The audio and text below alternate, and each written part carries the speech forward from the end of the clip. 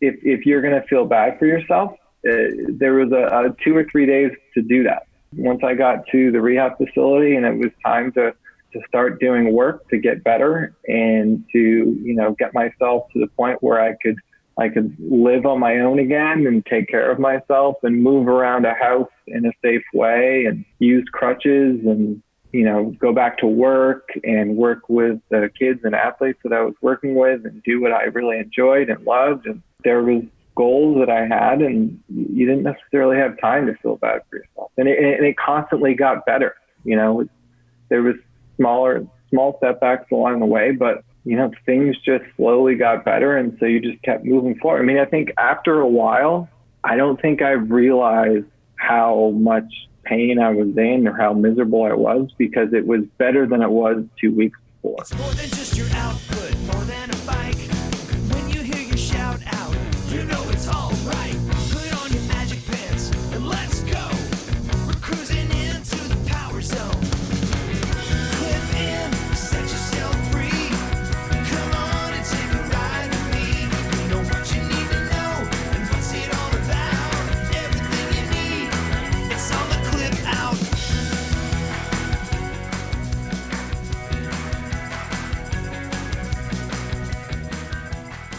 Welcome to the Clip Out, episode 167. This is Crystal O'Keefe. And this is Tom O'Keefe. Hi. Hi. How's your mood this week? Well, I didn't get to do a ride today, but for completely different reasons. Can't blame this one on me, though. No. That's I think the important I can blame it on your son. Okay, I guess then indirectly, because I am responsible for, at least 50% responsible for his existence. So, well, he didn't do anything on purpose. No, so. he's been trying to take the written exam for his driver's license, and he has been struggling. Yes. And then beating himself up because of his struggles. So I'm a good stepmom, and you are walked him through his entire guide, quizzing him. Good times. That sounds fun. It was so fun. So now you know all sorts of things, like how many feet in front of a semi you're supposed to turn on your high beams, or how far the flag should stick out, or 5 feet. Like, see? Yeah, if it's more than 5 feet, you need a flag. There we go. See? Also, if it's after dark, you got to put a flashing light on the flag. In case you wanted to know that. They're good. These are good things to know. Yeah. Come for the Peloton. Stay for the driving tips. Never know what you're gonna get. Got a whole new angle now. So, what pray tell do you have in store for people this week? Well, we've got an update on the controversy we talked about last week. We've got another update on the class action lawsuit that up until last week I had completely forgotten about. We got to talk about Peloton clothes. There's a whole thing. Okay. We had some instructors in the news. We got to talk about that. And then we'll have our Dr. Jenn segment and some competitor news. Well, I guess actually other connected fitness news. Sure. And then some new stuff coming up with Peloton. Awesome. Well, before we get to all that, shameless plugs, don't forget we are available on Apple Podcasts, Spotify, iTunes. But I already said that. iTunes. It's not iTunes anymore. It's Apple Podcasts. Apple. Oh, no. Now they're mad at me. I meant to say iHeart. Whoops. TuneIn. We're available in all the places. So wherever you're getting it from, be sure and subscribe so you never miss an episode. And, of course, check out our Facebook page, facebook.com/theclipout. While you're there, like the page, join the group. You can subscribe to our newsletter at theclipout.com, where you will get a weekly digest of all the articles and pictures or videos or what have you. And sometimes my stream of conscious. Never know. You never know. And you'll also maybe get a direct link, if it's available at that point, to our YouTube video of the week, because these episodes are now full YouTube videos. Yeah. Over at youtube.com/theclipout. It was a little late this week because it's just growing pains, but we'll get into a rhythm. Absolutely. And am I forgetting anything? I don't think so. Okay, I feel like that's all of it then. So, you could leave us a review. We have a new review. Oh, How about that? we didn't do it last week because we were in such a rush, and your computer, you couldn't get Apple Podcasts to Yeah, open. it wasn't loading, so I just gave up. Yeah. So yes, let's hear it. I haven't heard a new review. This is from Day Old News. All right. They say, just got my bike and went searching for a podcast to enhance my entrance into this new exercise world. These hosts have so much fun together and do a great job of blending breaking news with informative, fun interviews of writers. They include a great question about tips for newbies that has been very helpful for me. There's a lot of terminology terminology that I'm trying to catch up on, so it would be awesome if they could occasionally reiterate what things like HRI or Power Zone are for this clueless noob, but very much enjoying what I'm learning. That's fair. That's fair. Yeah. Yeah. And I feel like over time, we've gotten worse at that. I agree. Because now you know. Right. In the beginning, I didn't know. So every time you said something, I was like, what's that? I was like, what the hell does that mean? And and back then we had a lot less episodes. So if you wanted to go back and catch up, you could. But now we're 167 in. Man, that's a lot. That is quite the task. If you're just now starting out, it's like, oh. Yeah. I wouldn't want to go back and listen to 167. Way to sell it, honey. I know. Way to sell it. So yeah, we'll try to get better. And if we do something like that, always shoot us a message or hop over to the Clip Out group. Absolutely. And if we don't answer, I'm sure someone will. It's not like the OPP. If it is, we'll be mean to them for you. Absolutely. Yeah. I will shut that down. So anyway, there's all of that. Let's dig in, shall we? Breaking news.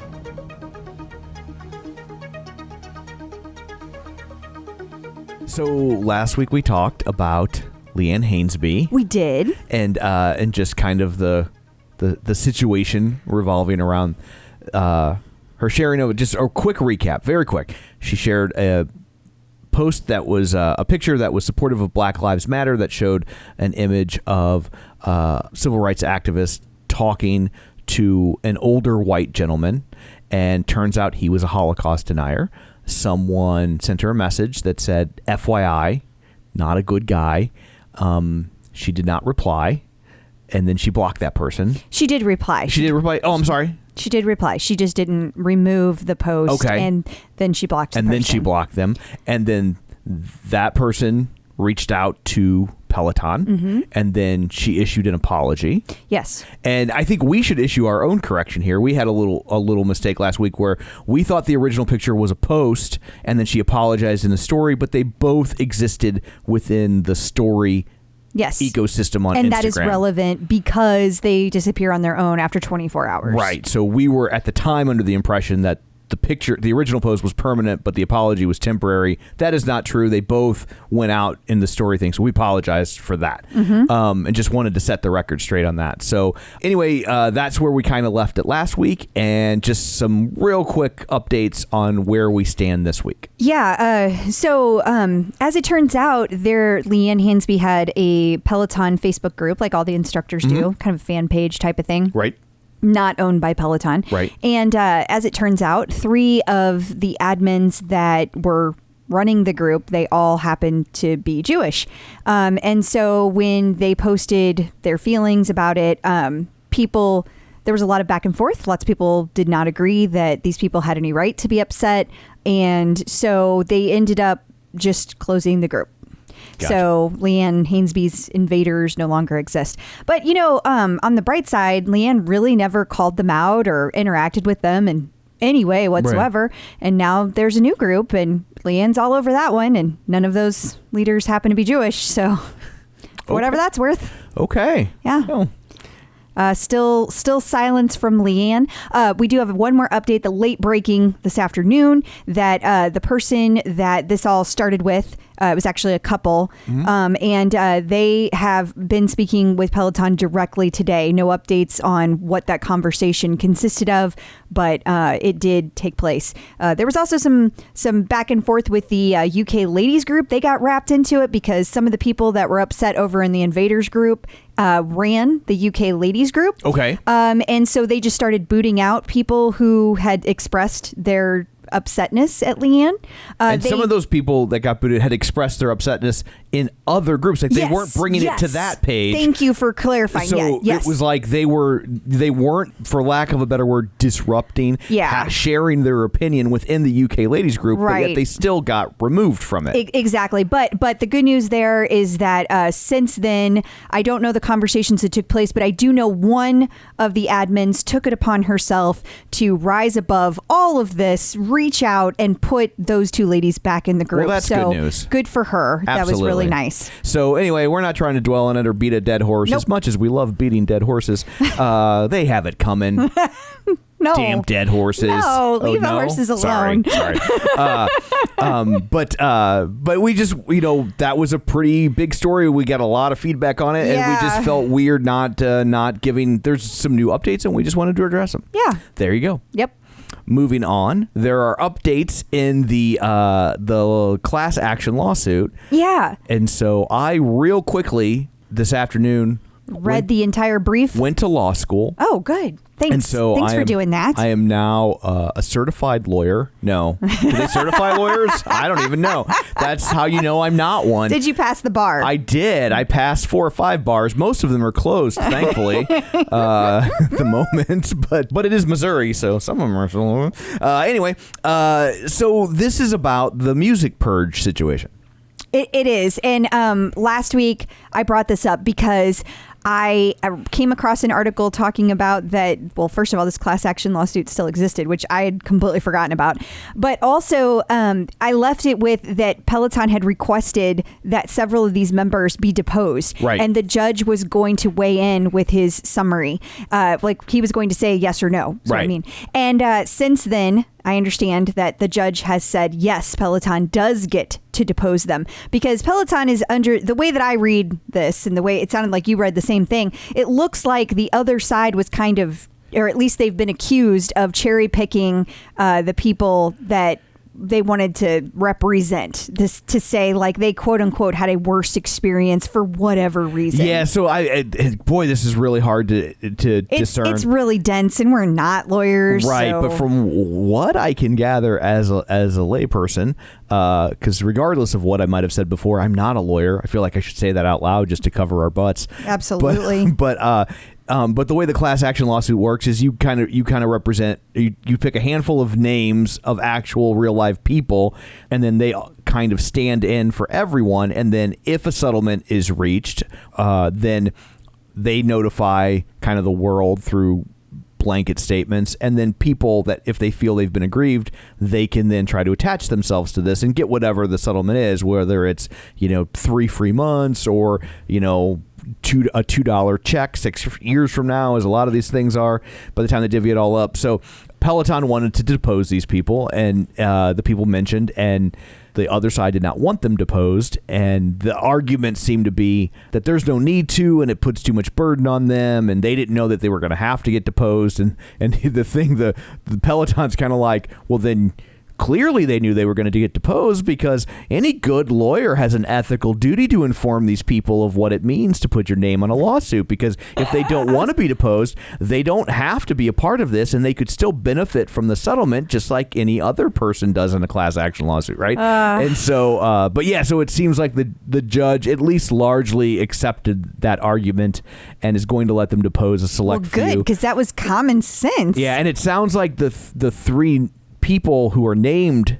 as plaintiffs like all bought their bike in like November of 2018. Okay. And so I think Peloton's trying to make the argument of, you were trying to say that there should be a settlement based on this loss that you suffered by these classes being purged, but because all 3 people bought their bikes at the same time, but not everyone did that would potentially partake in this suit, that it's apples to oranges in terms of what the value is of what. Oh, so like if you bought your bike in 2016, that's a different value than 2018, right, which is a different value than 2019. Right, because you had all that time of usage before the purge. So now you might be looking at pennies versus some, if it even has a real tangible value, which I would argue that it does not. So it sounds like I'm hearing what I want to hear, but what I want to hear is that this probably isn't going to go the way the people in the class action lawsuit thought it was going to go. Probably not, but it's really hard to say, because ultimately all the judge really did is say, yes, you can talk to these people and ask them questions about their experience. And yeah, but now that we're going to be able to get more details that Peloton's going to ask instead of the choice questions that, of course, their own counsel is going to ask. Sure. It's going to be a very different story of information, because if they depose them, then doesn't it typically follow that whatever is deposed can also be included in that lawsuit, versus if they hadn't been deposed, and then anything would be hearsay at that point, right? I think that's how that works. So like if one of them gets on the stand or in their deposition says, lawyers are probably sitting at home going, "Shut up!" I know, right? But I would think if one of them in the deposition says something dumb like, "Oh no, I still use the bike all the time. I love it." Like that could be used against you. That's going to be problematic for their side, right? Well, that's going to be the case. So yeah, you know, this class action lawsuit out there might actually be causing Peloton to not put those classes back up. For all you guys that say, why haven't you put the classes back? This could be one of the reasons. Yeah, that's true. Like they might just figure that there's no upside to putting these back because it might be seen as an admission exactly that they had value. In the same way that like a lot of times people, when they're getting sued, they can't, if they say I'm sorry, it's an admission of guilt. Even if you're just sorry that the circumstances occurred, right. Like you're not taking responsibility. Right. Yes. But, because people complain about that all the time in the civil system, how it ratchets up things because they're like, they won't even apologize to me. And it's like, but if they apologize to you, they're going to get sued for more. Exactly. So anyway, there's a legal corner. Let's shift gears again. All right. Yeah, let's talk about some fun stuff. This is cray-cray. This is this is my favorite story of the week. Yeah. So prices for Peloton clothes, not in the boutique. All right. But on the secondary market. Let me just say to all you ladies out there, if your husbands give you crap about buying Peloton clothes, I want you to make sure they're not listening right now. You don't want them to hear this. Should I leave the room? No, I need you here, and okay. I don't care what you say. No offense. Wow. I mean, I don't care if you. People used to think we were this cute, loving couple. No, let me be very clear. I definitely care about your opinion, but if you take the route that I think you're going to take during this conversation, it's not going to change my ways. Is what I'm saying. So it does not affect me, but there are some people that this could affect. So right. I'm just warning ladies before we go into this. Right. Get rid of the husband. Okay. Or your partner, whoever in your family gets upset. While you're listening to this, she's not advocating that you just leave your husband, just to be clear. No, of course. Sorry, not. I'm still in legal mode. I know. I'm like, going to trigger all these divorces, and then we're going to get deposed. Okay. So here's the deal. In the buy-sell trade group, I was sent this story this week. Y'all, there's a leopard set of clothes that are Peloton, all right? And so, they have a leopard print. I don't remember what month they came out. But it's been a while. It's been several months. And it was not even one that I bought. Like, it wasn't something that ever, like, interested me. It wasn't. Right. But here's the funny thing. They sold, and I want to be very clear about this. They were on the buy-sell trade group used. Excellent used condition. Let me be very clear. Used. No tags. Nothing. Yeah. They had been worn.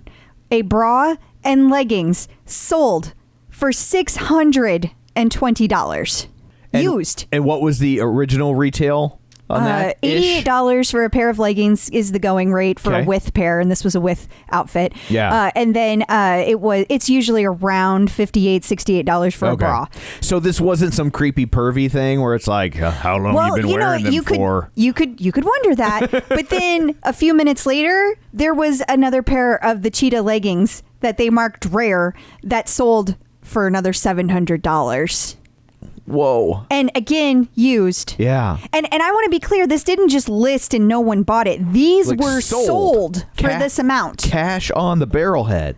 What is happening? That's insane. Well, I'm going to tell you this right now.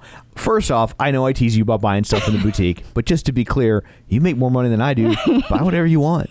So, but I will still continue to tease you about it. But I will say, I am no longer going to tease you about buying clothes from the boutique. Right. What I am going to tease you about is not then selling those clothes. So now it's just like, I'm just going to buy 2 of everything. I'm going to spend more money, but then I'm going to make it back in 6 months. Yeah. So it's like how comic books used to be back in the day when they'd put out a special cover, a hologram on it or foil embossed, and you buy 2 of those bad boys. It cracks you up because everyone's like, it's rare. It's rare since when? Well, but it is, right? Because they go out of print so quick. All rare. Like, you could say that about any Peloton outfit. I know. But they're saying it's this print, and I don't. But it's all prints. I mean, I think if people want certain things, you see it in the shoe market all the time with like you do. Air Jordans and special brands of sneakers. Like I mean, That's a real thing. It is. And I've been hearing, I haven't really talked about it, but I've been hearing over and over again that there are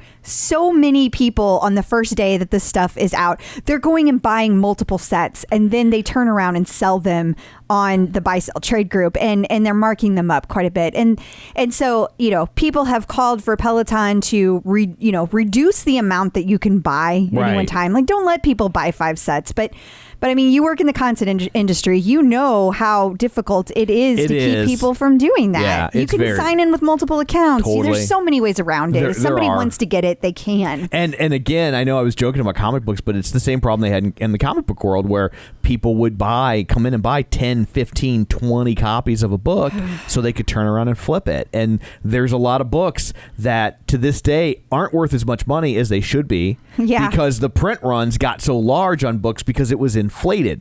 Because they knew they were going to sell so many because it was a hologram cover, or because they restarted the numbering and went back to 1, and people wanted to have an X-Men number 1. And so it's like if they up the quantities too much, they could find themselves in that same boat of they've flooded the market with this stuff, and they're competing against themselves on the secondary. Like why go buy a new pair of leggings for $88 if somebody bought 20 of them and now they're just dumping them for $20 each because they're just sick of looking at them?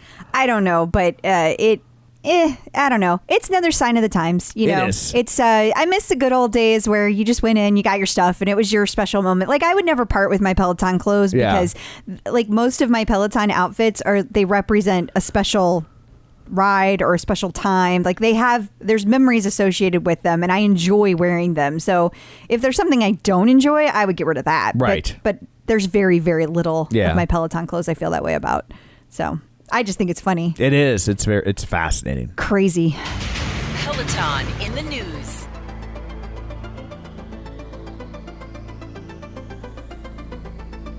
The New York Times had an article about, I don't know. I can read the URL. I don't have a subscription to it. That's so weird. Well, I was able to get into this one for free. I don't know why that is, but here's the thing. It featured Tunde and Alex in this article. Heard of it was about Black Lives Matter in general, and how and when I say in general, I mean that was the overall topic, but how that fits in with boutique fitness, how it's affecting companies like Peloton. And it also talked about SoulCycle, because you have these two very different paths happening right now. On the one hand, you have Peloton, and you have people like Tunde and Alex and Chase. All of our instructors, they focused on Tunde and Alex, but we have several instructors that are very focused on furthering the Black Lives Matter cause. Right. But they focus specifically on Tunde and Alex, and they talked about how they're taking their platforms and they are furthering what is happening within the entire conversation. They're taking it to a new level. For example, Tunde has started that Speak series that I told you about. She brings in women of color. I haven't seen any men, so I'm pretty sure it's just women. Okay. And she talks to them about their experiences. So when she did the original Speak Up ride, there was a quote that she gave that was like, you should seek to hear people's experiences the way they see them, not the way you see them. Right. And that stuck with her. It was really powerful. So that inspired her to start the Speak series, which now is apparently inspiring an entire website. It is moving beyond that. Like, she's growing with it. It is really, she's really passionate about it. And Alex has taken his, and he is creating an entire people of color line of products that is going to use his tagline by be better, do better, look better, all of his things that he says. I'm totally screwing it up right now, but it's taking his message and going down that road. And Peloton has been supporting that. They've been very supportive of not only Black Lives Matter, but also their instructors, the people that work for them. Now, on the other hand, now on the flippity, let's last man on earth. Let's check out what's going on over at SoulCycle. Yeah, so I even turned so over here. Then you have, which I was told that you pronounce her name Soraya. That is how you pronounce her name. Well, thank you for whoever let us know that. Gina, of course. Yeah. And Gina Thank you. But then right after Soraya quit, several other instructors quit after her. Right. I have heard more than 4. They should pronounce her name Moses because she started in Exodus. Yeah, she did. So over here on the SoulCycle side, then these instructors are claiming that SoulCycle is doing nothing behind the scenes. They're not donating money. They're not speaking words that make them feel supported. They're not putting practices in place that are protective of their cultures. Right. And so they're saying, hey, you don't get to feature us as a diverse group of people that work for you, right, and then not do anything to support our diversity. Right. Like you're using us. Yeah. And so they all quit. And wow, what a difference. Yeah. I just, you know, I'm hesitating now because all of the conversations that I've heard on my social media are going through my head right now. And there are some really interesting takes on this. There are people that don't think that any of this is a big deal. There are people that think that SoulCycle has no right. If they said they support it, and that's all they should have to do. And I find that I don't even know what words to use for that. But right. but what I will say, I'm trying to be very careful here. I don't want to offend anybody. Is that I really appreciate that Peloton stands behind their instructors when they say they will. That they're not just putting it on a piece of paper. Right. And I am so proud of our instructors for using their platform for good, for spreading that message. Right. I know people don't realize it, but it takes a certain amount of bravery to speak up Absolutely. for what you believe in. Because I guarantee you, I don't know how many of you guys put yourselves out there, but let me tell you, it's a constant barrage. And I do it on a very small level compared to what they're doing. And if you say anything beyond just a simple platitude, there's somebody that's going to light you up. Yes. And it's exhausting. Yeah. And it is soul crushing. It really is, because you can say something that you mean from the bottom of your heart and people can find ways to twist it into something ugly. Yeah. And it's exhausting. Yeah. So my hat's off to all of the people fighting the good fight, and keep doing that. Keep doing that. Yes, please. Vox.com had a review of Peloton that was a mea culpa of sorts. Did you get to read this one? As he clicks. Sure. I have it up now. Tell us all about it, Tom. They said that they used to make fun of the expensive at-home exercise bike, and then they couldn't leave their apartment for 5 months. Literally the tagline. Quit ruining the magic. I'm laughing so hard my computer's shaking on the screen. Believe it or not, I have been very busy at work. I know you. Believe me, I know. I've heard a lot about your project. Figured out a way to do an event. Don't you start on the podcast about it. I won't. It'll never stop. But this article, I didn't read it either, and I'm giving you crap. Here we go. Listen, you do that again, I'm gonna sell your leggings. You know what? It came out today, and I was taking care of your son and not exercising and actually working too. So I had a lot going on. Thank you. And changing everything with school and bridal showers. And I had a lot. If you sold one pair of leggings, you could buy 5 more. Huh? What if I don't like the next 5? That's adorable.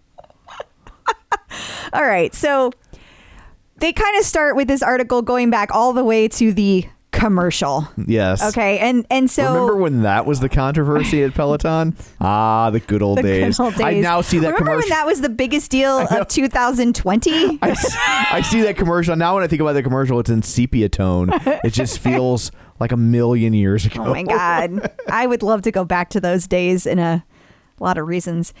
Yeah, this guy wrote the article. I think it's a guy. It sounds like a guy. I'm totally making an assumption. I have no idea why. But he was talking about how he compared it at the time. Oh, so it could go either way. It could, actually. So Alex compared it to the commercial to a Bavarian fairy tale created to incite obedience in children, calling it more a threat than a gift. So that was their quote. And he says, I think it's a he. Now that we're 5 months into shutdowns and gyms are shut down indefinitely, I've come to the conclusion I would gladly accept $2,000 of exercise equipment from any man who would want to gift it to me. I think Alex is a woman. My bad. It could go either way. It could go either way. So, Alex used money that they had saved to buy a Peloton bike as a quarantine purchase. And now over the last couple of months, they have taken 85 classes or so with multiple instructors. And they're here to report that while Peloton and they can agree that the commercial was a little off, they can also admit they were a little wrong about Peloton.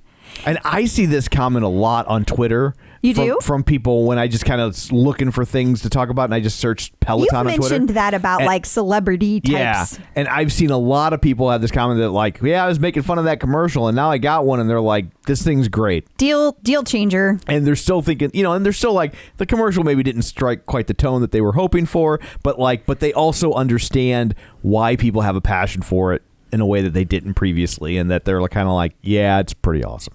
Well, I think that's pretty cool. And I have to give the writer totally giving them what's the word I'm looking for? Credit? Credit, yes.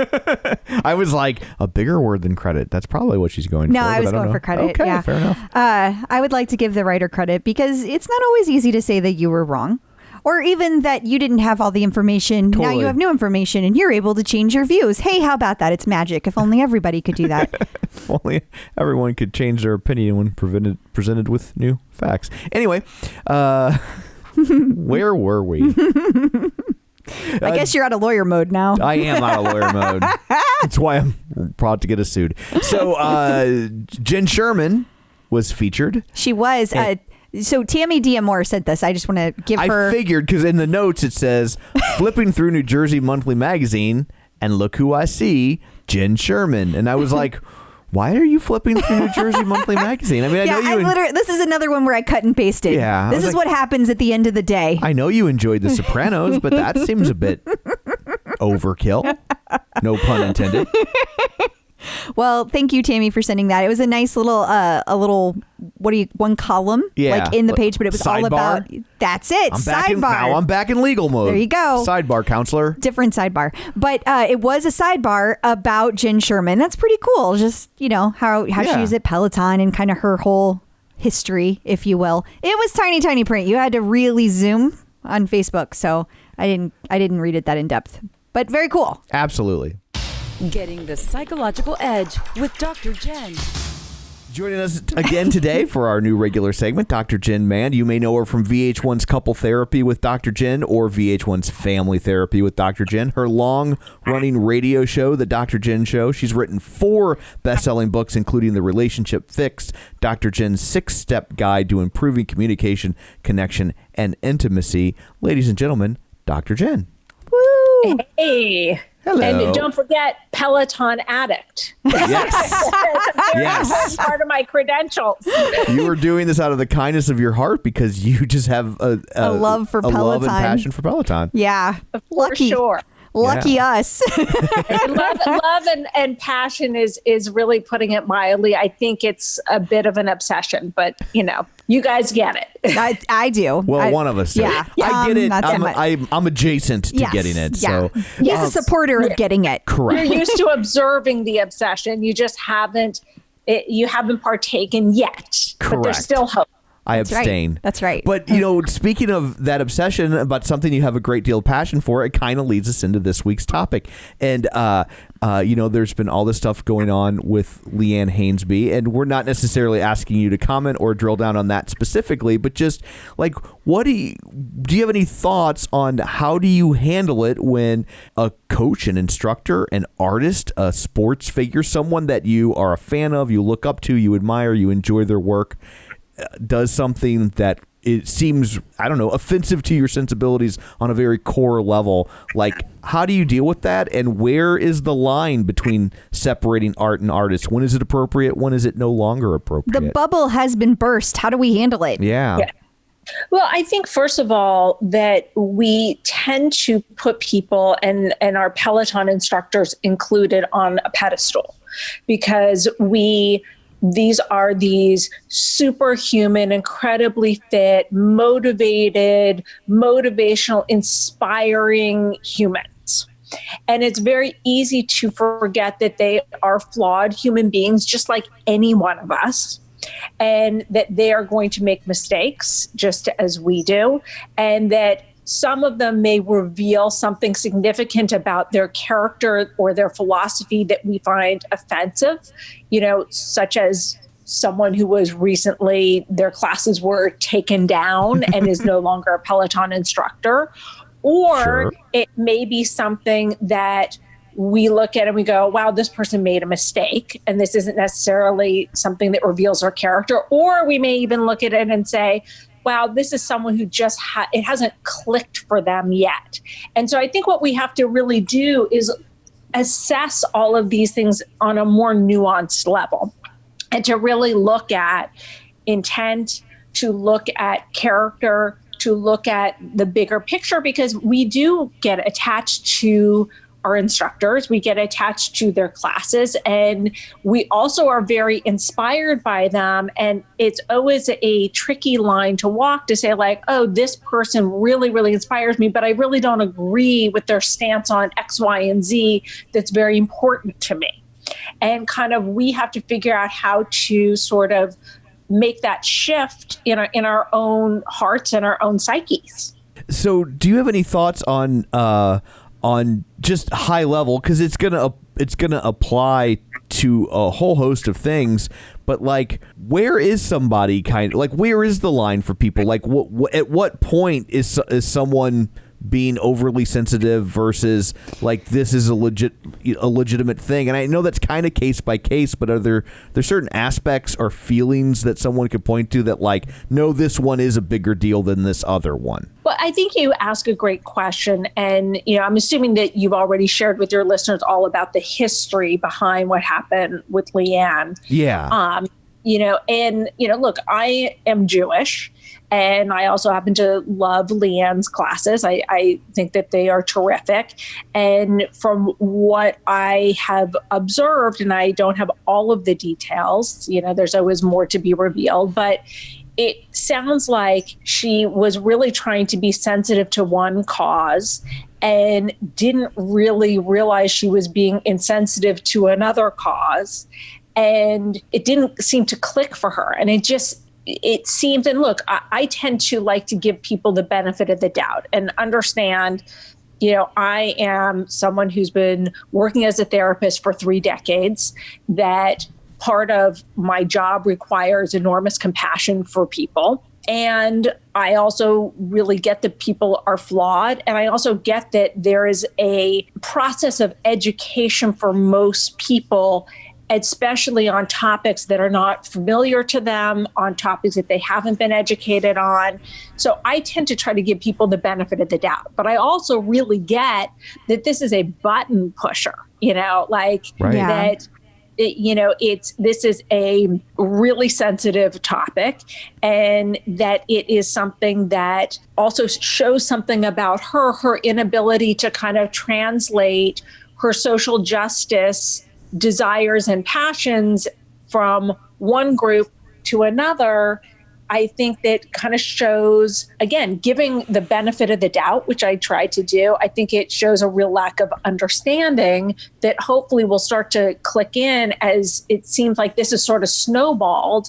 And my hope for her is that she's able to have it click and go, oh, wow, I really screwed up. I get it now. And to make a better amends when it comes to how she handled this.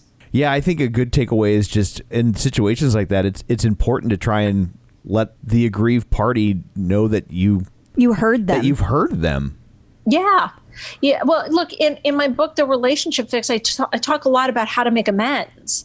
And part of what's significant to make a effective amends is to understand the harm that you have caused and to be able to express that to those who have been harmed.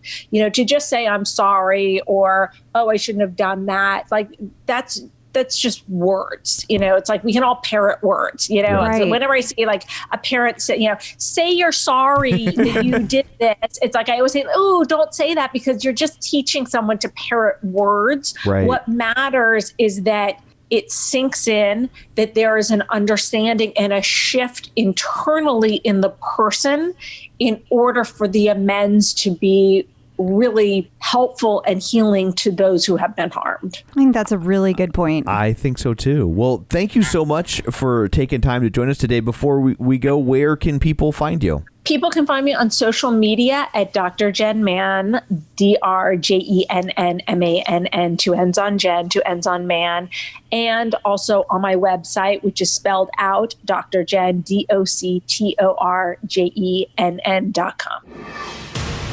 Checking out the competition.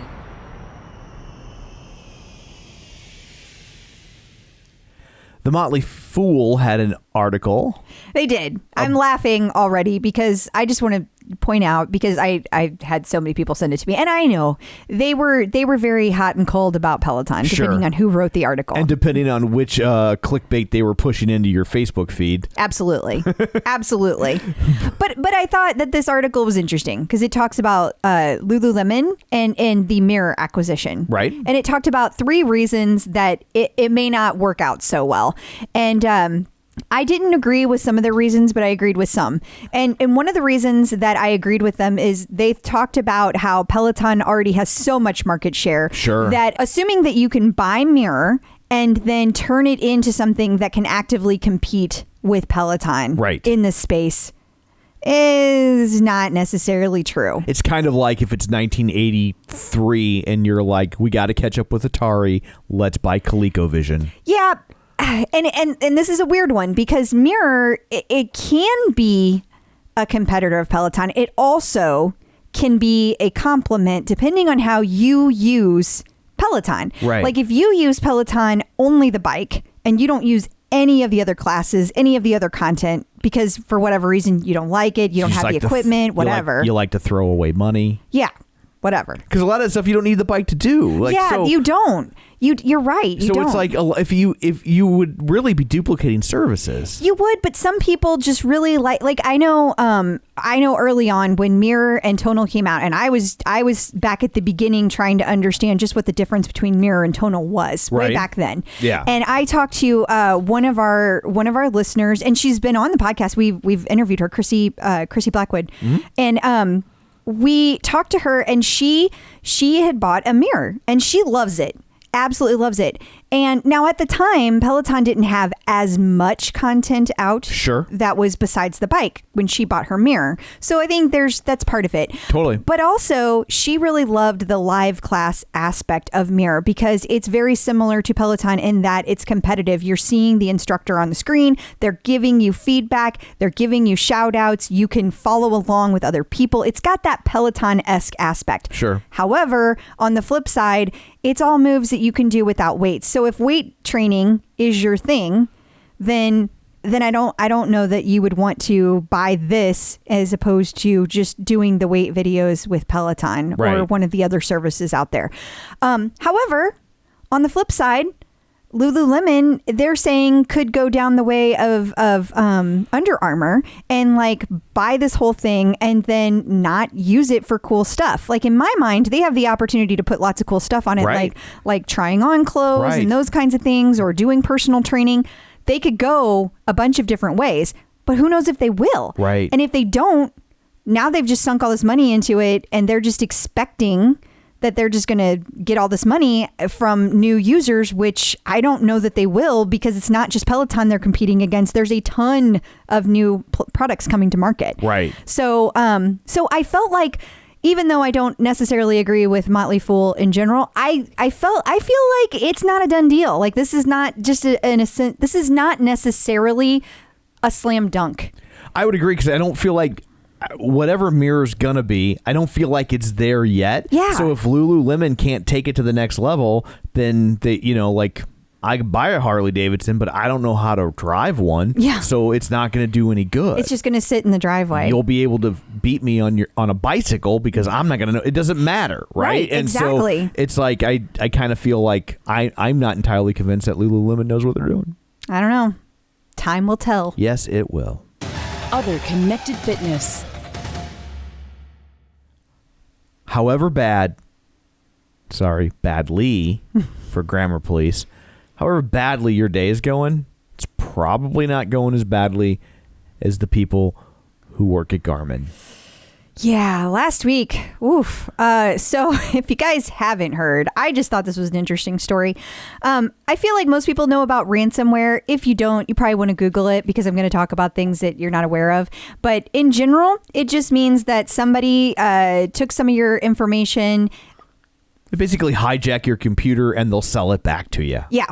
So they've been doing this to companies, pretty small companies, for a couple of years now. They do it to a lot of local governments. I just had to take a cybersecurity online course at work because I work for a county municipality, and it's happening to municipalities a lot where they'll come in and they'll look at all this personal information because the government needs that for taxes and whatnot. And so they're very concerned about us falling victim to ransomware. Yeah. And if you don't, and so they're kind of asking for a little enough money that it's not something you're going to want your money. You're going to want your information back more than you're going to want the money. Because at some it's point. also, it's time sensitive, right? Like every day you don't have access to that. It's costing you money. So while it might be a large sum of money to an average person, to a business, it's like, is it cheaper to just pay it?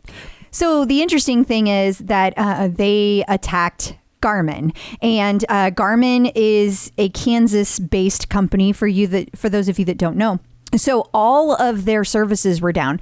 Now, I didn't realize how many services they have. They are not just watches and bike computers. They also do boat ramp data. They do flight data. They do all kinds of data because they started with GPS. That was where they started. So Gotcha. those data flight plans, that's their bread and butter. Oh, okay. And so it just happens to work within the fitness community also. Right. Well, so these entire services were down all weekend. I think it started on Thursday and nothing was working. And so they started bringing services back, and I never heard if they paid or what they did to get it back. I don't know. They had shut down everything for several days, and I think they were trying to keep it from spreading any further. Right. Because it could spread just from computer to computer. Totally. So crazy stuff. Sounds like they have it under control now, but I just thought it was kind of interesting. They're getting bolder. Yeah. I think what they did is they made sure everybody's computer was wearing a mask. And that slowed the spread. It flattened their curve. That's good. Yeah. That was smart. It was. It's interesting they had to do that, though, because everybody was working from home. But your computer, though, still get on the internet. That's everywhere. So how do you give it a mask on the internet? CNBC had an article about how people aren't going to renew their gym membership. So I feel like we see a new version of this article every week. I know. And I just mentioned it the other day when we were recording our tonal episode. Superset, Yeah. And I didn't have this in front of me when we were doing that, but somebody posted this in the clip out. And I was right, though. The percentage of Americans that plan to not renew their gym memberships after COVID-19, 59%. Woo, indeed. It's good news for Halloween pop-up stores, I guess. They're saying 56% say that the pandemic helped them find more affordable ways to get exercise and live a healthier lifestyle. And not just affordable, but convenient. Right? Yeah. It's very interesting. The respondents in average spent about $177 a month on things like gym membership, fitness classes, and personal training. Boy, I'm glad I don't have to answer that survey. It's very interesting stuff. So this will be, you'll be able to see this whenever you get your newsletter this week. You'll be able to crunch your own data. Yeah, so you can sign up for that at theclipout.com. Yeah. We should probably get in a real quick plug for Peloton for Parkinsons. Yeah. So we had Eric Tostred on back in April, I think. And he was going to be doing the 5th year, but then COVID. Sure. And he couldn't do it. So back on. Right on. It's coming up in August, I think. Let me open this link real quick. but I think it's in August in Wisconsin. I like how you adopted a little Wisconsin Did you like accent that? when you said there. Wisconsin. I like the whole place just suddenly smelled like cheese. Friday, August 28th. That's going to be the big day. So if you want to sign up, we will put this link is out in the Clip Out group, but we will also include it in the newsletter in case you want to sign up and join in. So good luck to Eric and his team. New content. Whole bunch of new stuff. Whole bunch of new stuff. If you like the house music. Yeah. Do you remember several months ago that Olivia Amato had, like, she took over the Spotify EDM channel called Mint? Okay. The playlist called Mint. Well, this time around, it's the Spotify playlist called Housework. Work with an E. Work. Anyway, and Jess King and Maddie Majacomo are going to curate playlists for the Spotify Housework playlist. And so the classes that they did took place already. It was on July 28th for Jess. It was a ride at 6 p.m. Eastern. And then Maddie did a run on July 28th at 7 p.m. Eastern. But those playlists are available on Spotify. Then we have something else exciting. This one is tonight. Okay, a new artist series. Yes, a new artist series. Rapper, activist, and actor Common is teaming up with our Peloton group. And we have Tunde doing a ride on the 29th at 7:30 p.m. Chase Tucker doing a boot camp on the 29th at 7 p.m. And that's all Eastern. Chelsea Jackson Roberts is doing a yoga flow at 6 p.m. Eastern on the 29th. Jess Sims is doing a run on the 30th at 10:30 a.m. Eastern. And Adrian Williams is doing a full body strength on 7:30 at 7 p.m. Eastern. Awesome. And if that's not enough for you, if you want something, I guess, for the kids, there are 16 new family classes added. Yes, there's new Fit Family Yoga, which is led by Kristen McGee, Family-Friendly Meditations with Chelsea Jackson Roberts, and Anna Greenberg is also doing some of the meditations. And then Jess Sims is doing cardio classes. Awesome. Checking in with the Peloton community. So joining us today via the magic of ZoomTube, which is what we now use instead of Skype-a-phone, I'm sure it's quite the culture shock for people, is Todd Bohannon. Hey, Todd, how you doing? Hi, I'm great. Thank you for having me. That is a fun last name to say. Is it? It is. I mean, Bohannon. Bohannon. It's like it's kind of. I want to drift into the name game song. Bohannon, Fannin, Fofannon. Like it's really lends itself to that song. He's like, yeah. He's like, shut up. Why did I agree to this? You don't see the name. You don't see the name a lot. I think there was like a basketball player for the University of Wisconsin or something that was in the Final Four a couple years ago or something. So we cheered for him for a couple games. So you don't hear it a lot. Well, it is a fun name. So I guess we'll stop making fun of it. I'm not making fun of it. Oh, I'm sorry. I'm just saying it makes me think of a terrible start. It makes me think of the name song. Well, Tom, it's the only one I got. So totally. Yeah. Well, maybe one day you'll join the Federal Witness Relocation Program, and then you'll have multiple names. Something to aspire to. Yeah, I know. One can only hope. Dare to dream. Okay, so let's see. I understand that you have always been a super active person. So tell us about yourself. Give us some history. Sure. So I grew up. I would say I was an athlete. Grew up playing a bunch of sports. Type of kid where my dad coached a lot of our teams, whether it be Little League or I played soccer growing up. And when I got to high school, I played soccer. I was a swimmer and I ran track. Swimming was kind of my main sport in high school. And then I went on to swim in college at the Division III level at Tufts University. Wow, nice. And then following college, I continued to stay in the sport of swimming through coaching. So I've kind of always, through one way or another, had a tie to the athletic world. And my relationship to fitness has been, tied to that in one way or the other, whether it's through my own fitness, which has certainly kind of come and gone over the years, and I'm sure we'll talk about that a little bit, or whether it's, working with some of the young athletes that I've worked with over the course of years. to kind of guide them through not only physically training them through the sport of swimming, but also, a lot of the life lessons that you can learn through such a difficult sport. So, yeah, I mean, I would say as an athlete growing up, I mean, in saying that, of course, you always kind of think about, oh, yeah, there's always better athletes out there or whatever. But, when you're a kid and you kind of have to identify as something, I guess that's something that I identified. I think you qualify. I think you qualify as athlete. Like, that's a lot of stuff. Thanks. You just listed off a lot of things. I try. I'm like, if that doesn't count, like, where's the bar for you? Like, that's a lot. Well, that's a pretty tall order.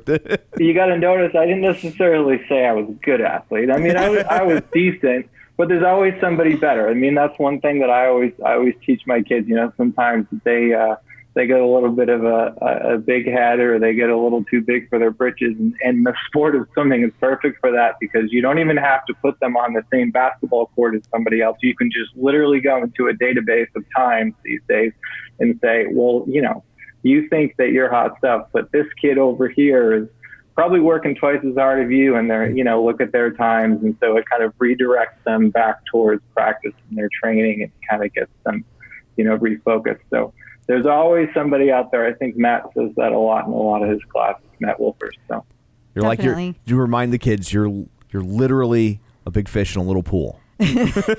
So true with everything, you can compare yourself all day long, but something kind of changed along the way. You had some pretty big events happen. Would you like to talk about those? Sure. Yeah. So I've had a couple injuries. I'm pretty accident prone, which is kind of interesting because I'm actually a very careful person. Like, I learned how to ski in college, but I go down the mountains very slowly. Like, I'm not the type of person to go bombing down the mountain. But, about 4 years ago, I was involved in a very weird accident where I've been a sleepwalker my whole life. And it's always been kind of the type of thing where I would kind of do funny or weird things, and my family would kind of give me a little bit of grief about it, or have a little bit of a laugh the next morning. But I was living on the island in Nantucket, where I lived for 3 years. And I was living on my own, and I was living on the third floor of a building. And in the middle of the night, while completely asleep, I sleptwalked out of a third-story window. And I fell 25 feet out of this window, and I did not wake up until I hit the ground. So I have zero recollection of going out of the window or anything prior to waking up on the ground, realizing that something pretty terrible had just happened. Initially, so I this was in the middle of the night. I think it was somewhere around 3 or 4 a.m.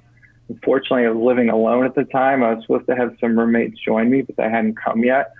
So luckily, a neighbor next door had heard me kind of calling for help, and the EMTs came or whatever and kind of scooped me up. So I was living on the island in Nantucket. In that comes a lot of challenges sometimes. They have a new hospital there. They actually just built a brand new one. I was going to ask that. Like, if you're on an island, then sometimes getting resources to you is going to be problematic. Right. Yeah, so they actually just built a brand new hospital, and they have pretty good medical care there for a lot of things. I had some pretty significant damage to my leg. I had multiple fractures in my leg, as well as a lot of other injuries that they were concerned about, internal organs. They were concerned about my neck and my head and concussions and all that. So it also happened to be kind of foggy that night, which sounds like a really weird detail to include in the story, but when you live on an island, it's important. So normally people get medevaced by like a private company off of the island when you have an accident like that. I got flown by the U.S. Coast Guard off of the island because they're really good at flying in bad weather. So they flew me to Boston to Mass General Hospital, which is one of the best hospitals in the world. Which I was very lucky to go to. So the injuries that I sustained were, I broke both bones in my leg. I broke a bone in my foot. And I broke one of the worst injuries long term was I broke the bone of my heel called your calcaneus, which is funny because every doctor said to me like, oh, it's really hard to break that bone. You usually have to fall like from a certain height to do that. And I said, well, mission accomplished. Yeah, that's exactly what happened. And I actually injured my shoulder. So I had what's called an avulsion fracture in my shoulder. And an avulsion fracture is when the tendon pulls a piece of bone off of the main part of the bone. So it kind of pulls a little chunk off of the bone. And so that actually bothered me for about a year. It pulled the bone right where the rotator cuff attached. So, anybody who's ever had a rotator cuff injury knows it's very difficult to kind of recover from. So the Coast Guard flew me to, I'd never been in a helicopter before. So I got flown to Boston. Were you awake enough to enjoy that? I would think you'd be in so much shock and pain. I don't think he's enjoying much of anything at that point. He just seemed kind of happy about that. He's like, I'd never been in a helicopter, and I was just like, were you actually in a place in your head that you could enjoy that at that moment? I because I couldn't, and so I was just trying to picture that, So by the time they got me to the helicopter, they had kind of gotten me a little more comfortable, and there's a couple of details I do remember that were kind of funny. First of all, so they're wheeling me into the helicopter in like a gurney or same type of thing you would be wheeled into an ambulance, and they wheel me underneath the rotors, which are already spinning. And I remember thinking that I had to duck when I'm under the rotors. Sure. Yeah. If the opening credits of MASH have taught us anything, it's that you gotta duck. You gotta duck, yeah. I know, right? Which is so stupid when you think about it, but it's like you look up above you and it's like, oh, that's certain death that touches me. So I'm on this gurney, trying to duck. And then the other detail is there was this guy sitting next to me in a full helmet and with his face shield over that was tinted. And he looked like he was straight out of Top Gun. And I just remember thinking this guy looks so badass. This is such a cool job. he was like, this is my time to shine. And he had this he kind of had this stupid looking mustache too. I don't know if he lost a bet or something, but he did look pretty cool with his helmet on. I was like, all right, man, I got to give it to you. So I have to ask, if when the Coast Guard does the flight instead of the medevac, does that get you out of the copay? Do you still got to pay for that? That's a good How question. does that? I think it's free. What? That's great. Sure. I mean, if you had to fall, a good foggy night sounds like it saved you a flight out. I mean, maybe they're going to track me down now because they're going to hear me on this podcast. I don't think we're that popular. I don't think the Coast Guard's listening. I think you're okay. Even the TSA or even the NSA won't eavesdrop on us. They don't care. Well, I'll put it this way, Tom. I never paid the bill. So well done. Okay. Have you checked your credit report recently just to make sure? I mean, I couldn't pay that bill. So what is it? They're expensive. My mom had to have it once, and it was it's tens of thousands of dollars, probably more so getting from an island and you hear about people getting medevaced off of cruise ships and things and how expensive that is. Yeah. When you say you slept-walked, what's the proper conjugation of that verb? I don't know. Sure. But when you sleepwalked it out of the window, was the window open, or did you actually go through glass? Yeah, was it a plate glass window? Oh, yeah. Yeah, so it was 90 degrees that night. So it was June 30th. It's pretty warm. And I was on the third floor. It was it wasn't an attic, but it was basically an attic. It was pretty hot. So it was just a screen window. Okay. I actually have a picture of the outside of the house. And if you zoom in to the window, you can see the screen pushed out. I mean, the theory is that I kicked through the screen and then went out feet first. Because, otherwise, I mean, if I went out head first, I mean, I don't know. Right. And with your heel being broken like that, it sounds like you just drop straight down. Yeah. But I don't even understand how you go out feet, like how you go through a window standing. Yeah, like, with your feet, like I could see straddling the window, you Yeah. know, but I'm trying to picture, like, did you jump out Matrix style? You know what I mean? Like, you know, like you jumped and you don't know. Yeah, he's you like, don't I have know. no idea. So what I have was no your idea, Crystal. do you, See, that's you the weird thing is, like, the three of us are sitting here trying to figure this out, and I had Right. just as much of an idea about this as you because I was asleep. And that's what's so bizarre. I mean, I don't remember what dream I was. Usually, if sometimes I'll have a certain dream and then I'll be kind of half awake. And I remember one time I had this dream that the house was on fire, and I remember looking down at the floor, and I was like half awake, and I could see, like visually thought I was seeing smoke come up from the floor. So like I can remember things like that sometimes. But that night, I have no recollection of what dream I was having. I have no idea. Huh. So when you kind of came to, like, were you did you know what had happened? I know you don't know the events that transpired specifically, but were you like, what is this all about? Like, Or were you like, this? I definitely was sleepwalking and somehow did something. Yeah, I figured it out pretty quick. I mean, I knew that my leg was broken. I've broken bones before, and like it wasn't. Yeah, I knew my leg was broken. I don't know how to explain it, but I kind of just looked up. I think I saw the screen. I just kind of had a feeling of what happened. Yeah. And the funny thing is, I remember my first thought, and I don't know why this makes me laugh, but my first thought was like, man, I really wish that didn't happen.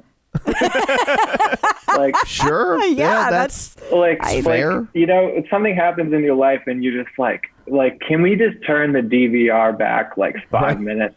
Yeah. Been there, my friend. Yeah, I was married to her. I know exactly what you're talking about. So other than that, how was Nantucket? Great.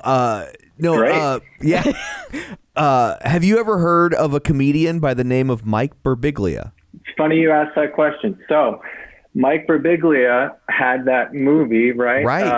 It's very similar. Sleepwalk with Me. He had, and if you don't want to watch the movie, there's an episode of This American Life where they turned it into the movie where he tells his journey with sleepwalking, and he had something similar happen to him. So. Yeah, so I have seen the movie, and I believe that he premiered that at the Nantucket Film Festival a few years ago. Yeah, No way. Or at least showed it. So did he steal your story? no, because his happened first, so I stole his. But funny story. So 2 years ago, I attended the Nantucket Film Festival, right? So we're sitting. This is after Mike Birbiglia. I think it was either 1 or 2 years after he premiered. So I'm sitting in this theater, and my fiance is next to me, and then Mike Birbiglia sits down next to her. So I'm like, oh, I know who that is. I know what happened. Like, we're going to be best friends. Right. Right? Like, we have this shared experience. How many people have done this, right? Right. So I reach over her and tap him on the knee, which was probably the worst possible thing I could have done. And I look at him and I go, excuse me, I just wanted to let you know that I sleptwalked out of a window 2 years ago, and I'm fine now, but I can really relate to your story. And he looks right at me and he goes, I'm glad you're okay, and look the other way. Which, it's fine. Like, I'm not saying he's a bad guy. Like, I probably messed up and then I touched his leg. He's probably like, who's this person touching me? The guy's a celebrity, right? Yeah, I know what you're saying. It seemed... What makes me laugh, though, is that if you're the person sitting behind Mike Birbiglia and you have no idea maybe who he is, and you see me say that to him, and he's like, cool. You're like, what the heck is going on here? Well, and I will say in his defense a little bit, I bet you after that movie, and that was a very, I hate to say popular, but well-known, like, kind of routine in his act because it's very memorable and unique. But I bet he gets that a lot. I bet a lot of people that have been there aren't a lot of people who probably have been through what you've been through, but I bet you a good chunk of the ones who have probably heard of that, reached out to him in some capacity. Yeah. And who knows what So, kind of day yeah. he was having, but it's He's on So I just Nantucket at a kinda, like- film festival. His day's doing okay. I mean, it's like somebody reaches out to you. You're trying to make a connection. Boom, shut down. I mean, you could tell he doesn't ride a Peloton, right? I mean, That because was- of his attitude. I wasn't making a joke about anything else, just to be clear. That was before the movie started, so the whole time I'm just like sinking into my seat, like, oh, now I can't go to the bathroom, I can't ask him to move, I'm an idiot, So I go to Boston, and I didn't have surgery, so I had to have surgery to put a plate in my leg to stabilize the tibia and fibula in my leg, the two main bones in your lower leg. But that didn't happen for 2 full days. And the worst part about that is every morning they would wake me up and say, okay, there's a possibility that you're having surgery today. You can't eat and you can't drink.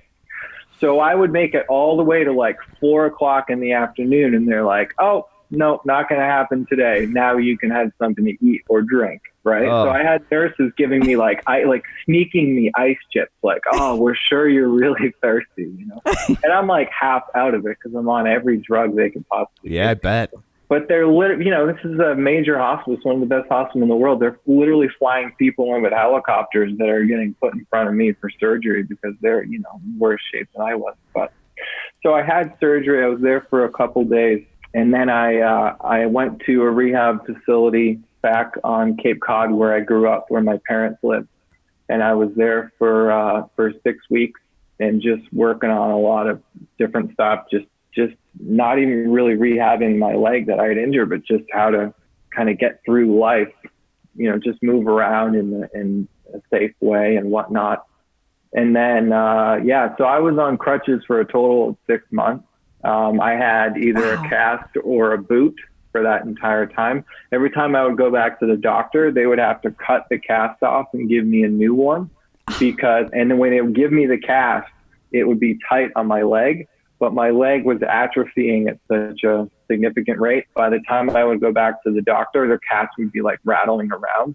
So they'd have to cut it off and then they have to give me a new one that would just be like, actually fit. So by the time I finally got a boot, my leg was like so skinny. I bet. Less than half the size of the other one. It was pretty pathetic. Looked pretty bad. And and then I went back to Nantucket. So what I did there, I was a full-time swim coach there. I worked at the local community pool. I was just an aquatics director. So even once I got back on crutches, I went back to the island. I started coaching again, but I wasn't able to coach on a pool deck on crutches. Super dangerous. It's a wet tile floor on crutches. It's just not going to work out very well.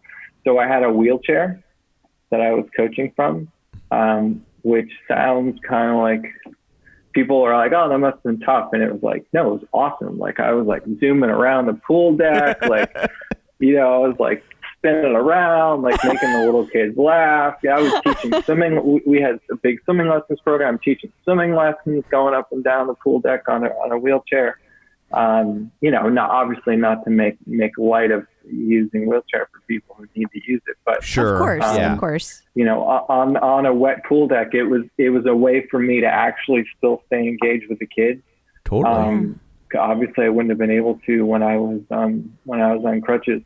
And then actually I used it as my office chair for a little over a year afterwards because it was pretty comfortable. So I used to go bombing around in that thing, and then like one of the older kids would be kind of mouthing off or not listening, and I would go flying up to the pool deck and then flying up to the edge of the pool and slam on the brakes and get all like heated or whatever, and they would be like, oh man, like Todd's mad.